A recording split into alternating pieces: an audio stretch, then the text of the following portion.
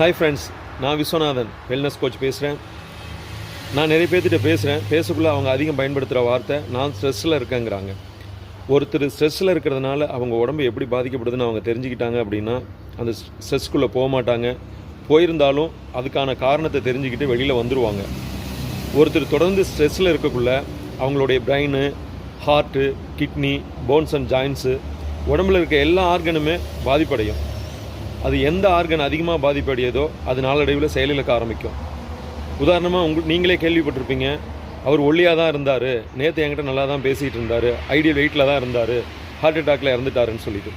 அதுக்கு காரணம் நீங்கள் தேடி பார்த்தீங்கன்னா அவர் ஸ்ட்ரெஸ்ஸில் இருந்திருப்பார். அதனால் ஹார்ட் நிறைய பாதிக்கப்பட்டிருக்கும், அது செயலிழந்து போச்சு. நீங்கள் ஸ்ட்ரெஸ்ஸில் இருக்கீங்களா? அந்த ஸ்ட்ரெஸ்ஸிலேருந்து வெளியில் வரணுமா? அப்படி வரணும்னு நீங்கள் ஆசைப்பட்டீங்கன்னா ஸ்க்ரீனில் தெரிகிற என் நம்பருக்கு கால் பண்ணுங்கள், இல்லைனா வாட்ஸ்அப் பண்ணுங்கள். நான் உங்களுக்கு ஹெல்ப் பண்ணி கைட் பண்ணுறேன்.